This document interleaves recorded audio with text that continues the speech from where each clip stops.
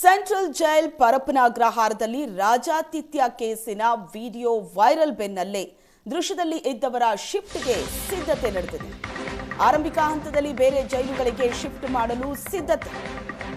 Video viral ಆದ ಬೆನ್ನಲ್ಲೇ ಯಾರ್ಯಾರು ದೃಶ್ಯದಲ್ಲಿದ್ರೋ ಅವರನ್ನ ಶಿಫ್ಟ್ ಮಾಡೋದಕ್ಕೆ ತಯಾರಿ ನಡೆದಿದೆ. ಉಮೇಶ್ ರೆಡ್ಡಿ, ಟಿಪ್ಪು ಮತ್ತು ಇರ್ಫಾನ್ ಶಿಫ್ಟ್ಗೆ ತಯಾರಿ ನಡೆದಿದೆ.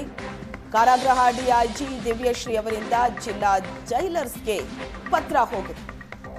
ಉಮೇಶ್ ರೆಡ್ಡಿ ವಿರೋಧಿ ವ್ಯಕ್ತಿಗಳಿದ್ದಾರಾ ಅನ್ನೋ ಮಾಹಿತಿ ಹಿಂಡಲಗ, ಬಳ್ಳಾರಿ ಅಥವಾ ಮಂಗಳೂರು ಜೈಲಿಗೆ ಉಮೇಶ್ ರೆಡ್ಡಿಯನ್ನ ಶಿಫ್ಟ್ ಮಾಡಲಾಗುತ್ತೆ. ಟಿಪ್ಪು, ಇರ್ಫಾನ್ ಅನ್ನೋ ಕೈದಿಗಳನ್ನ ಶಿಫ್ಟ್ ಮಾಡೋದಕ್ಕೂ ಸಿದ್ಧತೆ ಆಗಿದೆ.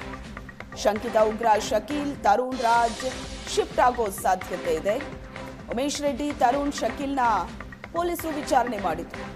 ಪರಪ್ಪನ ಅಗ್ರಹಾರ ಠಾಣೆ ಪೊಲೀಸರಿಂದ 3 ವಿಚಾರಣೆ ಕೂಡ ನಡೆಯಿತು. ಇದೀಗ ವಿಡಿಯೋ ಮಾಡಿದವರು, ವೈರಲ್ ಮಾಡಿದವರ ವಿಚಾರಣೆಗೂ ಕೂಡ ಚಿಂತನೆ ನಡೆದಿದೆ.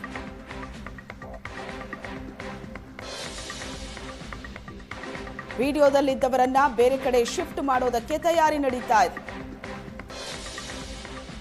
ಜೊತೆಗೆ ಈ ವಿಡಿಯೋವನ್ನ ರೆಕಾರ್ಡ್ ಮಾಡಿದ್ದು ಯಾರು, ಅದನ್ನ ವೈರಲ್ ಮಾಡಿದ್ದು ಯಾರು, ಅವರ ವಿಚಾರಣೆಗೂ ಕೂಡ ಚಿಂತನೆ ನಡೆದಿದೆ.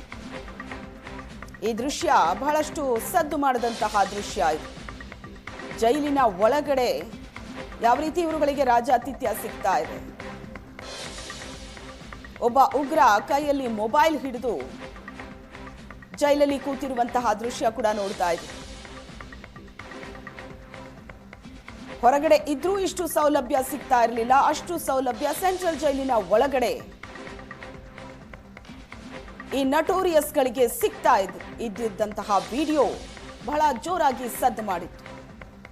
ಈಗ ಈ ವಿಡಿಯೋದಲ್ಲಿ ಯಾರ್ಯಾರಿದ್ರೋ ಅವರನ್ನ ಬೇರೆ ಜೈಲಿಗೆ ಶಿಫ್ಟ್ ಮಾಡೋದಕ್ಕೆ ತಯಾರಿ ನಡೆದಿದೆ.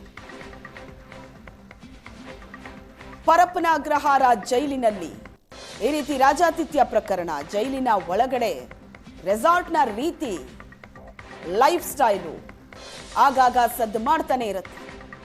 ದರ್ಶನ್ ರಾಜಾತಿಥ್ಯ ಪ್ರಕರಣದ ನಂತರ ಪರಪ್ಪನ ಅಗ್ರಹಾರ ಜೈಲಿನಲ್ಲಿ ಎಲ್ಲವೂ ಕೂಡ ಕಂಟ್ರೋಲಿಗೆ ಸಿಕ್ತು, ಕ್ಲೀನ್ ಆಯ್ತು ಅಂತ ಅಂದ್ಕೋತಾ ಇರೋವಾಗಲೇ ಮತ್ತೊಂದು ವಿಡಿಯೋ ರಾಜ್ಯದಾದ್ಯಂತ ಸದ್ದು ಮಾಡಿತು. ಜೈಲಿನ ಒಳಗಡೆ ಏನ್ ನಡೀತಾ ಇದೆ?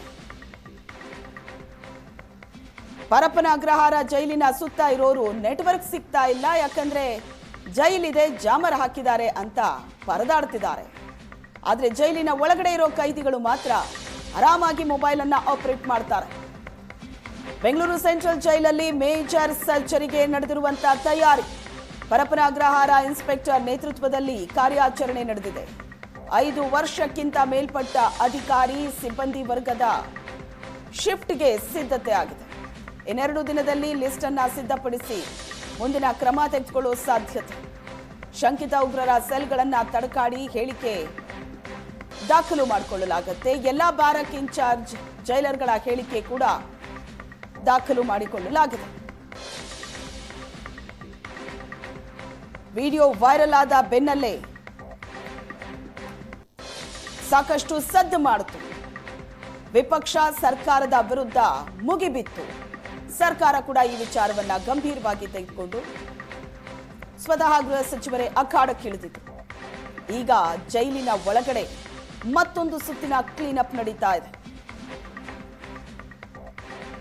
5 ವರ್ಷದಿಂದ ಪರಪ್ಪನ ಅಗ್ರಹಾರದಲ್ಲೇ ಕಾರ್ಯನಿರ್ವಹಿಸ್ತಾ ಇರುವಂತಹ ಅಧಿಕಾರಿ ಮತ್ತು ಸಿಬ್ಬಂದಿ ವರ್ಗ ಲಿಸ್ಟ್ ರೆಡಿ ಆಗ್ತಾ ಇದೆ. ಲಿಸ್ಟ್ ಸಿದ್ಧಪಡಿಸಿ ಮುಂದಿನ ಕ್ರಮದ ಬಗ್ಗೆ ನಿರ್ಧಾರ ತೆಗೆದುಕೊಳ್ಳಲಾಗುತ್ತೆ. ನಟೋರಿಯಸ್ ರೌಡಿಗಳು, ಅಪರಾಧ ಹಿನ್ನೆಲೆ ಇರೋರು ಮಾತ್ರ ಅಲ್ಲ, ಉಗ್ರನ ಕೈಯಲ್ಲೂ ಕೂಡ ಮೊಬೈಲ್ ಇರುವಂತಹ ದೃಶ್ಯ, ಇದು ಆತಂಕಕಾರಿ ಬೆಳವಣಿಗೆ.